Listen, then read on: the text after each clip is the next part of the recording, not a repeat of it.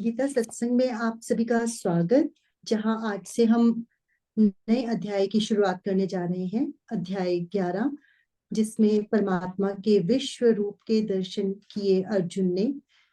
सभी की ओर से सबको प्रणाम और निवेदन कि आज के गीता सत्संग की शुरुआत करें।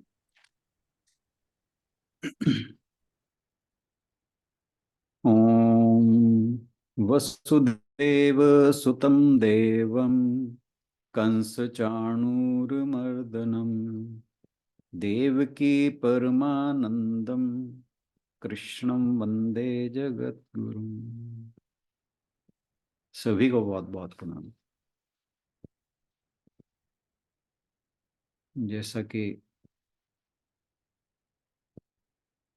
आशु बहन ने बताया, आज हम एक बहुत ही अद्भुत अध्याय, जिसमें भगवान जी अर्जुन को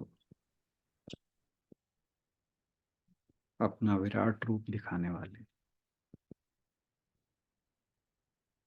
और अर्जुन के माध्यम से हम भी उस रूप को देखेंगे। तो उसकी शुरुआत आज हम कर रहे हैं। और आपको ध्यान होगा, भगवान ने 10वें अध्याय में अपनी अलग अलग अभिव्यक्तियों में सभी चीजों और प्राणियों में बताया कि मैं कहाँ कहाँ उपस्थित हूँ, उसकी व्याख्या की। और एक ये इशारा किया कि आत्मा जो है वो अनेकताओं की दुनिया का आधार है। अब इस अध्याय में यानी 11वें अध्याय में भगवान अर्जुन को यह दिखाने के लिए एक व्यवहारिक दर्शन प्रदान करते हैं कि सब कुछ स्वयं में ही मौजूद है। संपूर्ण ब्रह्मांड को स्वयं में पहचानने की तुलना में स्वयं को सीमित वस्तुओं में देखना आसान है। 10वें अध्याय में हमने जो आखिरी श्लोक थे उसमें भगवान ने कहा, यद यद विभूतिमत सत्वम श्रीमत ऊर्जितम एव वा तत्तत् एव अवगच्छ त्वं मम तेजोमश संभवम। बहुत गहरी बात की थी कि जहां भी तुम्हें ऊर्जा, लाभकारी और मानवता का उत्थान करने वाली महान अभिव्यक्ति मिले, जान लो कि मैं वहां उपस्थित हूं।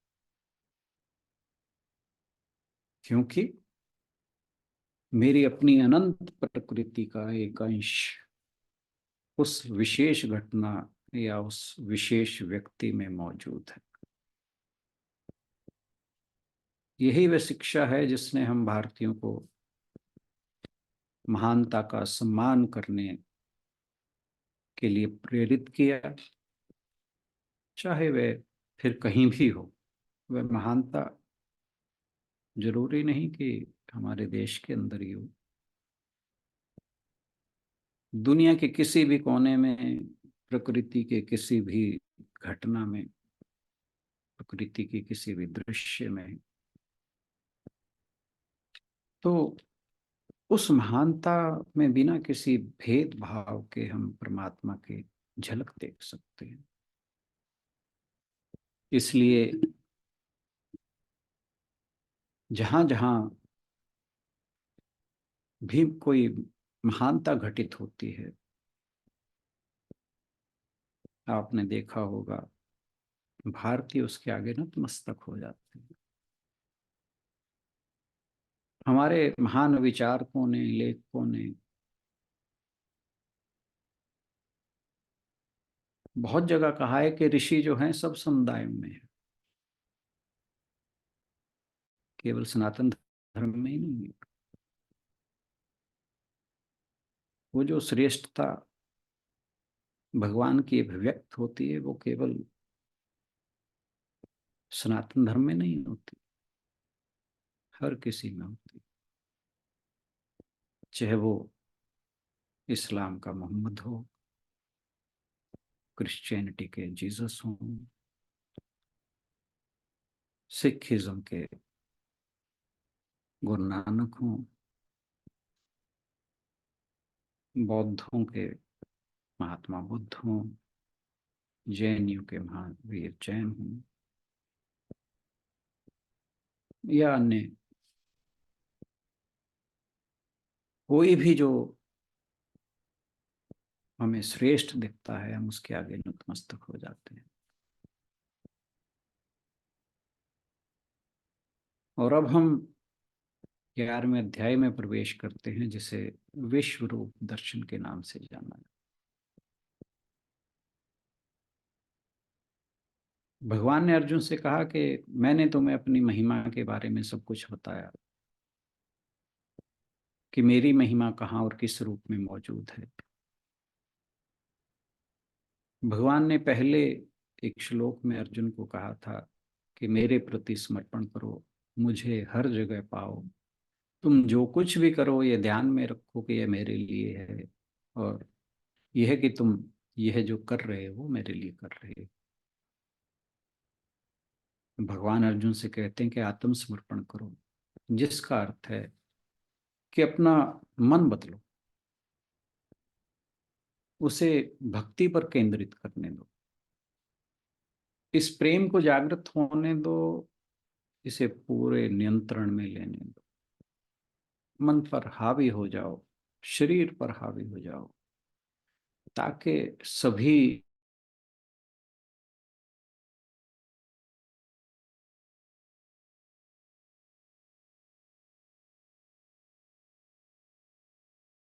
माध्यम से वो स्पंदित हो सके। हमारे मन में कोई भी बात जो जानने में आती है वो हमारे मन में ही घूमती रहती है, लेकिन आगे नहीं बढ़ती। ये किसी इलेक्ट्रिशियन या मैकेनिक की तरह है कि जिसने प्रैक्टिकल पढ़ाई ना की हो, केवल किताबों के माध्यम से ही पढ़ाई की हो। उसने हर चीज के बारे में बड़े विस्तार से पढ़ा है, कौन सी मोटर में कौन सा कल्प ऊर्जा है, क्या है,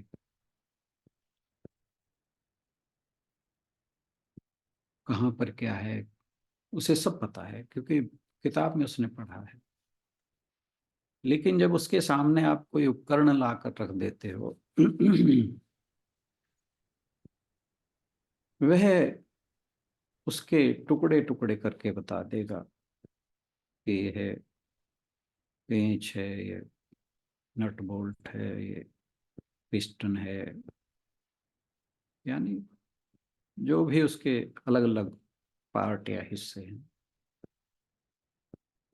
लेकिन अगर आप उसे कहें कि इन्हें इकट्ठे कर दो, फिर आपके सामने वो उपकरण नहीं, केवल टुकड़े ही रह जाते हैं। ये बिल्कुल उसी तरह है जैसे कोई व्यक्ति किसी बात के बारे में भाषण करता है, उपदेश देता है, लेकिन उसे अपने अभ्यास में नहीं लाता, अपने आचरण में नहीं लाता। तो अगर वो अपने आचरण में नहीं लाता तो फिर ये सारा ज्ञान जो है वो व्यर्थ है।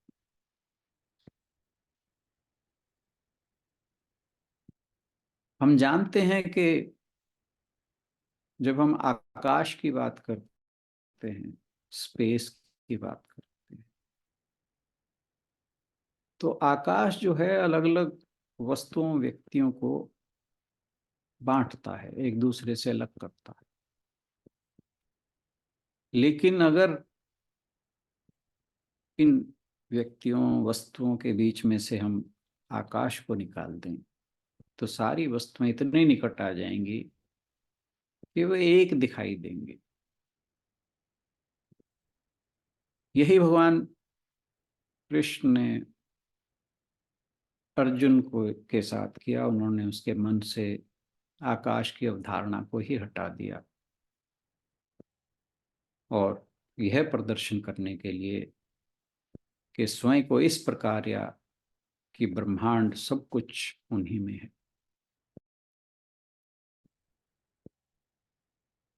भगवान के इस रूप को देखने के बाद अर्जुन को अपनी आस्था और अपनी अंडरस्टैंडिंग पर दोबारा विचार करना पड़ता है।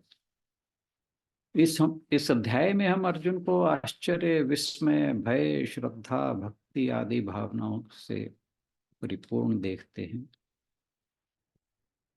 अपनी अवधारणा और विवरण में यह अध्याय संसार की सभी पवित्र पुस्तकों में सर्वोच्च दार्शनिक काव्यों में से एक माना जाता है। इस अध्याय का एक बड़ा हिस्सा पूरी तरह से ईश्वर के ब्रह्मांडीय शरीर के वर्णन और अर्जुन द्वारा उस रूप में प्रकट भगवान की स्तुति के लिए समर्पित है। इसीलिए इसे विश्व रूप दर्शन योग शीर्षक दिया गया है। भगवान ने अर्जुन को यह स्पष्ट कर दिया था कि वे अपनी संपूर्णता के एक अत्यंत छोटे अंश के साथ ही प्रकट ब्रह्मांड बन गए हैं और उनकी अव्यक्त वास्तविकता जो है वो अनंत है, अथाह है। अर्जुन अपनी आंखों से भगवान के उस रूप को देखने का इच्छुक है जिससे विश्व की व्यवस्था का संचालन होता है। इसलिए भगवान और उनकी शिक्षाओं की प्रशंसा करते हुए अर्जुन ने उन्हें अपने ब्रह्मांडीय शरीर का प्रत्यक्ष दर्शन करने का अनुरोध किया। एक बात जान लें कि जो भक्त पूर्ण रूप से समर्पित होते हैं उनके अंतस में भगवान अपना लौकिक स्वरूप प्रकट करते हैं और कभी कभी वे भक्त के प्रेम के कारण वह रूप बाहर भी व्यक्त कर देते हैं। यह केवल हमारे भावों पर निर्भर करता है, हमारे ईश्वर के प्रति प्रेम पर निर्भर करता है। भगवान भक्त जैसा चाहता है उन्हें उसी रूप में दिखाई देते हैं। अक्सर कहा जाता है कि भगवान दिखाई नहीं देते, जानने में आते,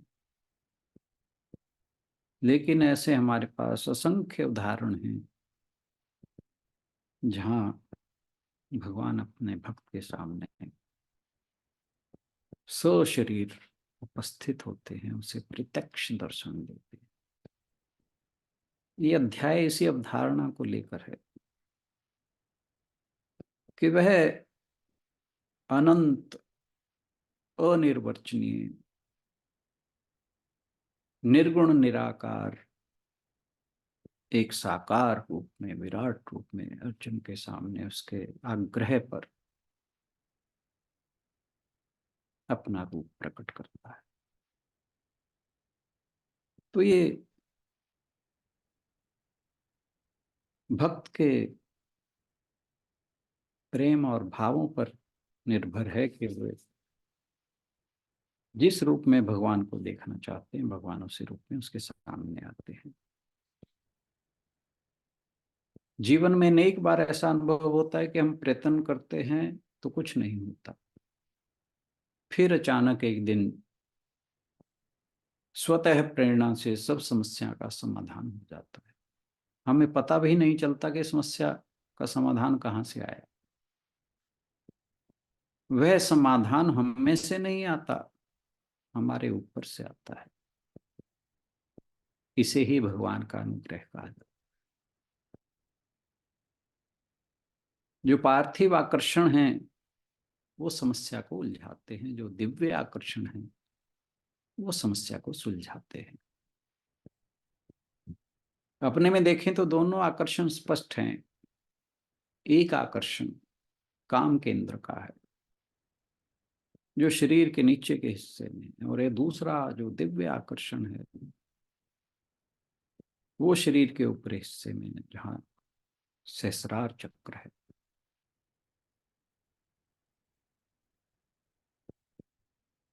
इस सहस्रार चक्र में जो अमृत की वर्षा होती है वह हमारे पुरुषार्थ से तो नहीं होती, वह ईश्वर की अनुकंपा का ही फल है। अनुग्रह का अर्थ है कि जो हमारे कुछ किए बिना हमें मिल जाता है, क्योंकि हमारे किए से जो मिलता है वह हमारा पारिश्रमिक होगा।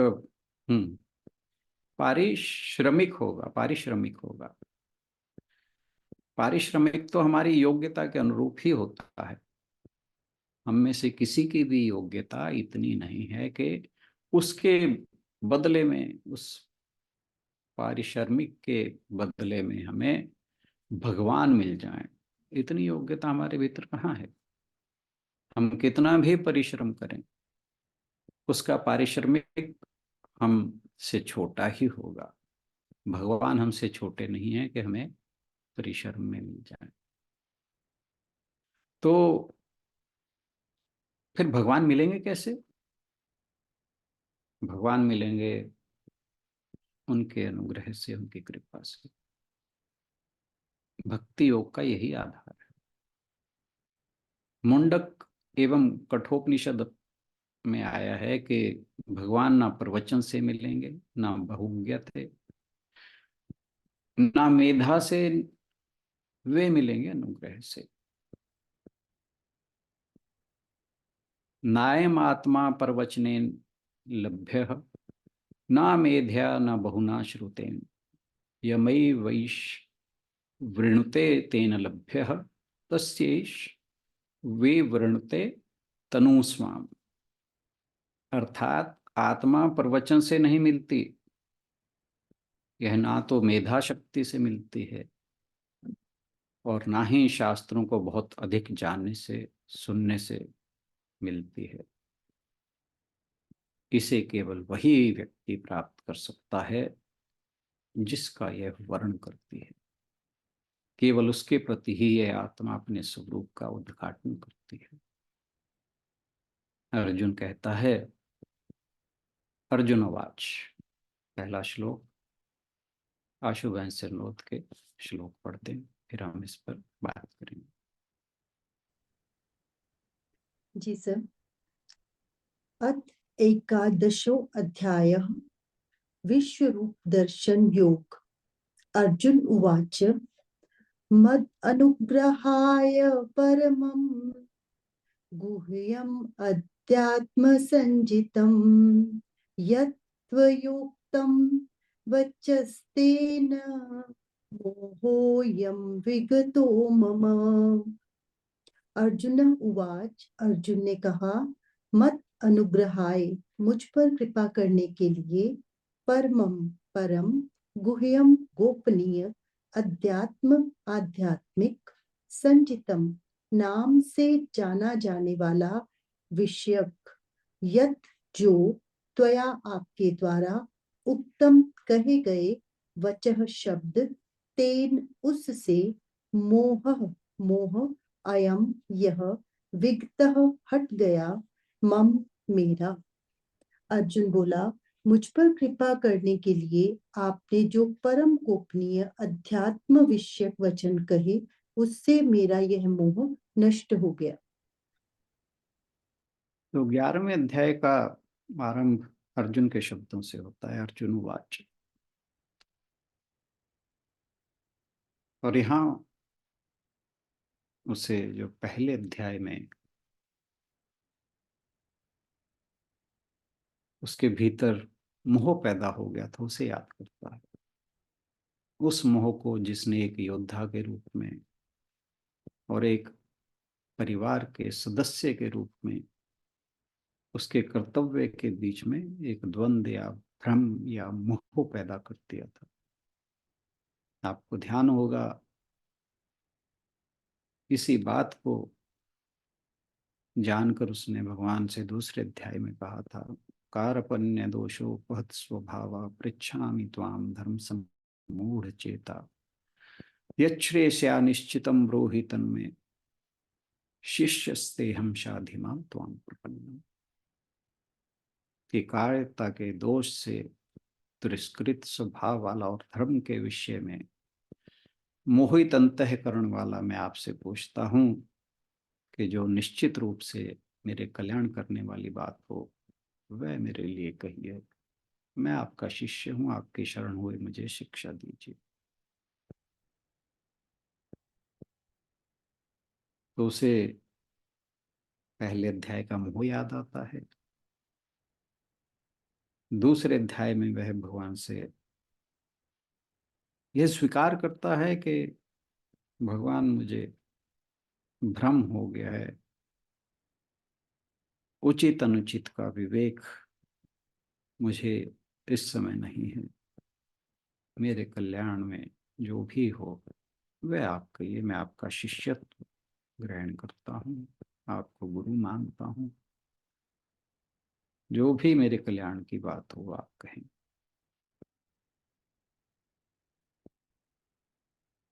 अब ये पहली बार है इस अध्याय में कि वह भगवान से कह रहा है कि उसका भ्रम दूर हो गया है। वह कैसे हुआ? क्योंकि भगवान ने अर्जुन को स्वयं का ज्ञान, अध्यात्म विद्या, इस प्रश्न का उत्तर दिया कि मैं कौन हूं। जब अर्जुन ने अपने वास्तविक स्वरूप को, स्वयं को, आत्मा को, उस सुप्रीम कॉन्शियस जिसे कहते हैं उसे समझा, तो उसे पता चला कि आत्मा ना तो मरता है ना ही मारा जाता है। वह ना तो कर्म का करता है ना ही परिणामों का भोगता है। तब उसे एहसास हुआ कि भले ही उसका शरीर मर जाए, भले ही उसके शरीर ने दूसरे शरीर को मार डाला, उनमें से प्रत्येक शरीर में आत्मा को कुछ नहीं। ये सबसे बड़ा भ्रम है जो उसका दूर होता है। वह कौन है, इसके बारे में सबसे बड़े भ्रम को नष्ट करने की ज्ञान की शक्ति को देखते हुए वैसे परमम या सर्वोच्च कह रहा है इस श्लोक में। और चूंकि इसके लिए एक ईमानदार शिष्य और एक दुर्लभ गुरु की आवश्यकता होती है, इसलिए वह इसे गुह्यम या रहस्यमय कहता है।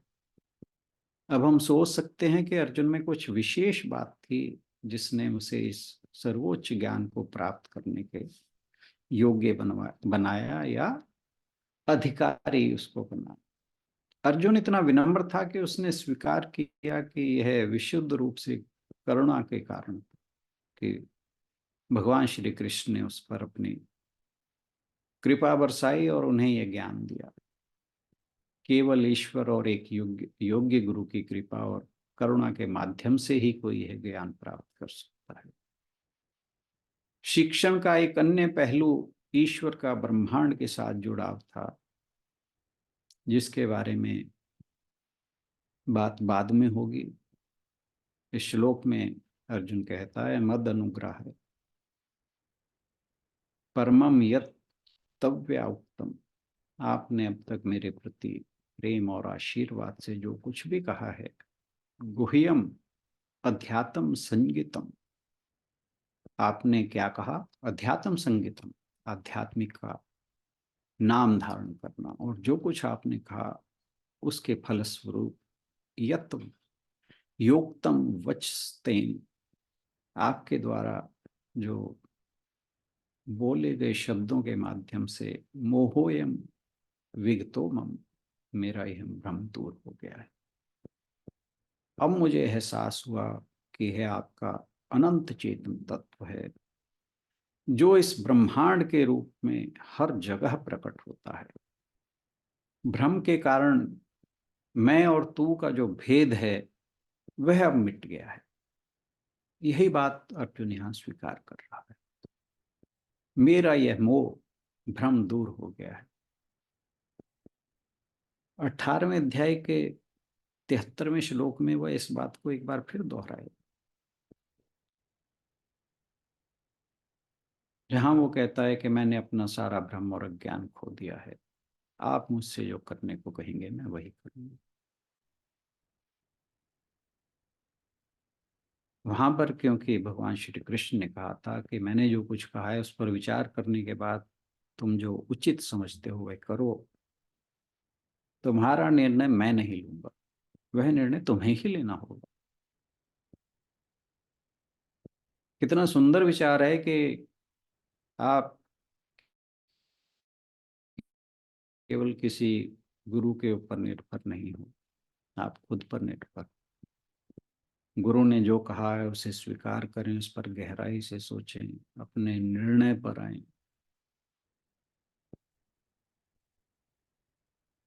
आपको ध्यान होगा बहुत से श्लोकों में भगवान ने ये कहा कि हे अर्जुन, मेरा मत यह है, वे कभी भी उसके ऊपर कोई बात थोपते नहीं है। तो ये एक शिष्य की जिम्मेदारी है कि जो उसे गुरु ने कहा है उसके ऊपर उसे सुने, समझे, चिंतन करे और अपना निर्णय ले। यहाँ पहले वाक्य में अर्जुन कहता है कि मैंने आपसे जो कुछ भी सुना है वह आध्यात्मिकता का विषय है, इससे मेरा भ्रम दूर हो गया है। जो गोपनीय अध्यात्म श्री कृष्ण ने उस पर अनुग्रह करके उसे बताया है, उसे सुनकर उसका मोह नष्ट हो गया है। भ्रम का दूर होना ज्ञान प्राप्त करने के बराबर नहीं है, ये समझने वाली बात है। संसार की वस्तुएं अपने आप में मौजूद हैं और अपना अस्तित्व खुद बनाए रखती हैं, और यह कि वे भगवान से अलग हैं, इसलिए यह भ्रम कि वह अपने रिश्तेदारों की हत्या के लिए जिम्मेदार है और वह पाप आदि करेगा, अब ये बातें अर्जुन के मन से गायब हो चुकी हैं। लेकिन अभी तक उसने अनेकता में एकता का अनुभव नहीं किया है। जब तक एक भक्त अपने ही विचारों पर अड़ा रहता है और वह ये सोचता है कि जो मैं प्रयास कर रहा हूं या अभ्यास कर रहा हूं, और वह भगवान के दिव्य कृपा पर भरोसा नहीं करता, वह तब तक उस उच्च अवस्था को प्राप्त नहीं करेगा, क्योंकि वह अपने प्रयास से केवल एक निश्चित स्तर पर पहुंच सकता है, लेकिन भगवान का अनुग्रह उसे वहां ले जाता है, फिर चाहे वह कहीं भी। अध्याय का 9 के अंतिम श्लोक में आपने देखा कि भगवान कितने दयालु हैं। वे कहते हैं कि जो पापी भी उनके प्रति समर्पित है उसे पापी नहीं कहा जाना चाहिए, उसे भक्त या संत कहा जाना चाहिए। जब किसी ने स्वयं को पूरी तरह भगवान के समर्पित कर दिया है तो वह अपने प्रयास पर नहीं बल्कि भगवान की कृपा पर भरोसा करता है और जानता है सब कुछ उन्हीं का अनुग्रह है। जो कुछ होता है, जो कुछ उसे मिला है, वह ईश्वर की कृपा है। जीवन स्वयं ईश्वर की कृपा है, यह भगवान की ही कृपा है जो एक भक्त को उसके आध्यात्मिक पथ के प्रत्येक कदम पर उस बिंदु तक लाती है जहां उसको होना चाहिए। अर्जुन हृदय की गहराई से स्वयं को अभिव्यक्त करता है, उसके अंदर कोई अहंकार अब बचा नहीं। अर्जुन में ऐसा प्रेम है कि उसे एहसास होता है कि वह हमेशा अब तक अज्ञान में रहा है। वह कहता है आपने मुझ पर अनुग्रह करके वह चीज मुझे दी है जिसको वह प्राप्त करने योग्य नहीं। कितना अपने आप को वो इस बात के लिए स्वीकार करता है कि आपने मुझे वो दिया जिसके योग्य मैं नहीं था। जो प्रभु ने उस पर कृपा की, कृपा करके वह गुह्यतम ज्ञान दिया जो 10वें अध्याय में दिया। वह अपने हृदय से भगवान के प्रति कृतज्ञता प्रकट करता है और कह रहा है कि मुझे संदेह था, मुझ में जो अज्ञानता थी, और मैं हमेशा बाहरी वास्तविकता की ओर ही देखता था। हे प्रभु, आप मेरे प्रति कितने दयालु हैं, मुझे दिखाने के लिए, मुझे देने के लिए, अपनी शक्ति और महिमा को प्रकट करने के लिए, और अज्ञान को ना केवल मेरे मन से, मेरे हृदय से, मेरी बुद्धि से, मेरी आत्मा से दूर करके आपने यह गोपनीय ज्ञान प्रकट किया है। केवल शब्दों से अर्जुन ने देखा नहीं है, उसने केवल भगवान को अधिकार पूर्वक सुना है। भगवान कहते हैं स्वयं को प्रकट करो, सही तौर पर नहीं बल्कि पूरी ताकत के साथ प्रकट करके भगवान ने उसे अपनी महिमा बताई है। हे प्रभु, आपने मेरे प्रति अपनी शक्ति और महिमा को प्रकट करने के लिए और इस ज्ञान को दूर करने के लिए कितनी दयालुता दिखाई है। सही तौर पर नहीं बल्कि पूरी ताकत के साथ भगवान ने उसे अपनी महिमा बताई है, और अर्जुन उनके चरणों में शरण ले रहा है। बेशक लंबे समय से उसने दूसरों से सुना है, उसने भीष्म से सुना है, उसने सभी संतों से सुना है कि कृष्ण कितने महान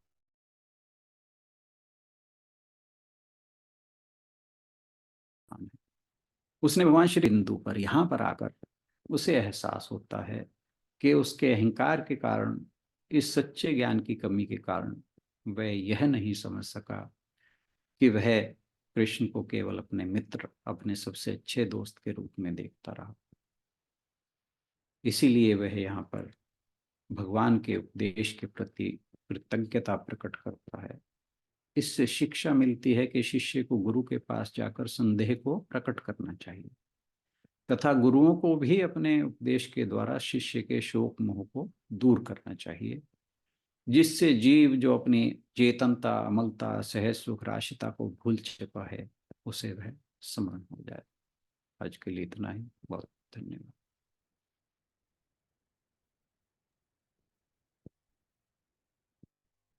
बहुत सुंदर शुभारंभ आज के 11वें अध्याय का। यदि आप लोग आज के श्लोक को लेकर कुछ कहना चाहें तो अपने विचार रख सकते हैं।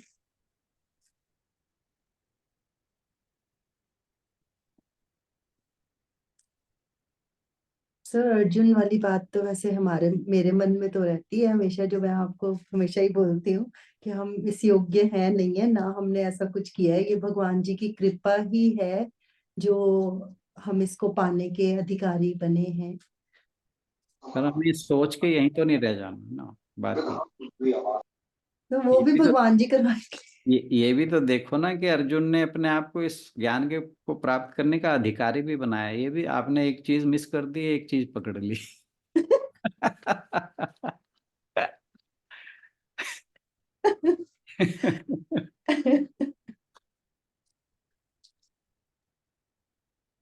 हरिओम सर। जो हरिओम। हमें आसान लगता है वो हम पकड़ लेते हैं ना।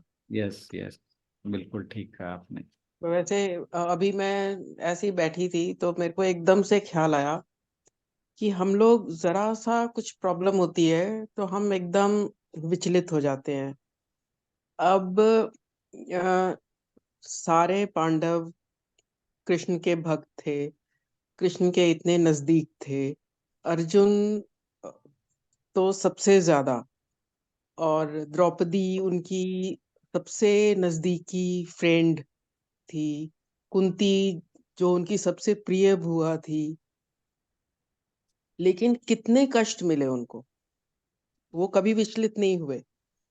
मतलब सालों लगातार, मतलब एक बार 13 साल, उसके अलावा और पता जो हमें नहीं मालूम कितना एक उनको, बाकी तो जो होता रहा, पर वो तो विचलित नहीं हुए। वो फिर भी उनका ही उन्होंने लड़ पकड़ के रखा कि नहीं, मतलब उनके तो शायद नहीं आया। हम लोग 2 मिनट का कुछ होता है, मतलब वो सालों की बात है उनकी, और हमारी मतलब मिनटों की बात होती है, हम उसमें ही इतने परेशान हो जाते हैं। तो मतलब हमें शायद सिर्फ इतना ही सोच लेना चाहिए कि अगर उन लोगों को भी ये कष्ट सहने पड़े और इतने इतने लंबे टाइम के लिए करने पड़े, तो हम तो कुछ भी नहीं है उन लोगों के आगे। मतलब बिल्कुल हमारी तो बिल्कुल अगण्य, नगण्य जिसको कहते हैं, कोई गिनती ही नहीं है। तो हमें मतलब ये सोच के ही हमें हौसला रहना चाहिए कि कोई बात नहीं, मतलब कुछ अच्छा ही है, जो भी हो रहा है वो अच्छा ही है। बिल्कुल सही बात। जो है, जो हो गया वो अच्छा, जो हो रहा है वो अच्छा, जो होगा वो भी अच्छा। क्योंकि ये दुनिया जो है ये भगवान ने बनाई है, ये जगत तो उन्हीं का रचा हुआ है। तो इस जगत की व्यवस्था में जो उनके इशारे से चल रही है, जब भगवान को हम सब कुछ ठीक मानते हैं तो उनकी व्यवस्था को गलत कैसे कह सकते। तो इसलिए जो हो रहा है उसे स्वीकार करें। और रही बात पांडवों की, पांडवों तो जब से वो गुरुकुल में गए थे बचपन में, तब से उनके साथ षड्यंत्र शुरू हो गए। कभी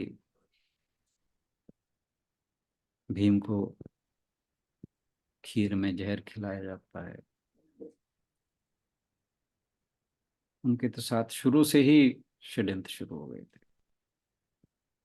कभी उन्हें मारने के लिए लाक्षागृह बनाया जाता है। ना जाने वो दुर्योधन और षड्यंत्र, वो जो शकुनी थे वो सिर्फ षड्यंत्र ही करते थे और तो कुछ करते ही नहीं थे। लेकिन वो भगवान के भक्त थे, इसलिए उनका कुछ बिगड़ता भी नहीं था, ये भी बात है। पल पर ना जाने उनके समक्ष कितने बड़े बड़े दुख आए, लेकिन वो सारे दुख ऐसा था कि जैसे भगवान पीछे खड़े उन दुखों का निवारण कर रहे हैं। यही कारण था कि उन्हें भगवान में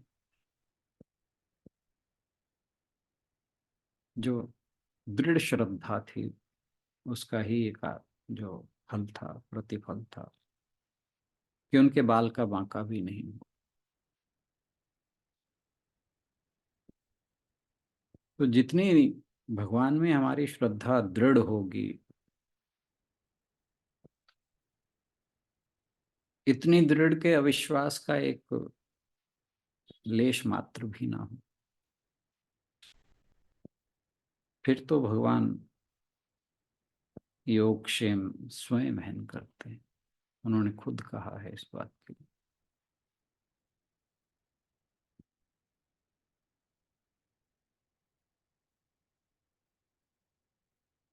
कोई और कुछ कहना चाहे तो जी, अन्यथा। जय श्री कृष्ण जी। जय श्री कृष्ण। भगवान जी ने 18 अध्यायों में जो आपने 2 अध्याय, 10वां अध्याय और 11वां अध्याय शुरू किया है, भाई इन दोनों अध्यायों से ही अपना रूप दिखाया उन्होंने। हमें जब भी पता चला है भगवान है, उससे पहले तो 9 अध्याय में समझाने वाली तो बात है, और 11वें के बाद भी समझाने वाली बात है। 2 अध्याय में अपनी विभूतियां, अब 11वां अध्याय आप पहले भी आपने समझाया हुआ है, आप भी समझाएंगे। दोनों अध्याय में अर्जुन तो पहले दोस्त, इस तरह हम आपस में सिंपल दोस्त हैं, ऊंचा नीचा भी बोल लिया इसने।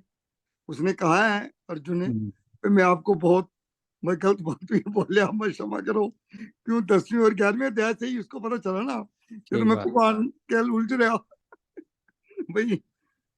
मैं 2 अध्याय ऐसे हैं जहां हमें भगवान जी ने अपने आप को बताया, जब भी हमें पता चला। ठीक है, उनकी माँ ने उनकी लीलाएं देखी, चलो वहां के मथुरा ने भी देखी हैं, पर उनके मुख से जब सारी बात उन्हें मुख से बतानी पड़ी, जिस तरह वही वही हम समझ ना सक रहे हूँ, वही वही उन्होंने सीधे तरीके से बताओ, पूरा नहीं तो समझने के नहीं सारी उम्र। असल में मेरे ख्याल से उन्हें तो सब कुछ पता था। ये तो हमारे हमारे लिए लीला हो रही थी, हमें समझाने के हमें लिए। सुनाने के लिए। भगवान ने अर्जुन को एक माध्यम बना के समझाया तो हमें। जी,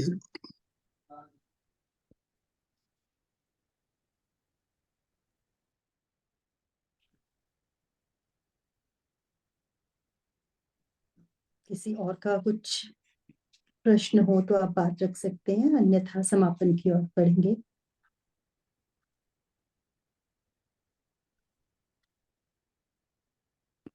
जी सर, करें समापन।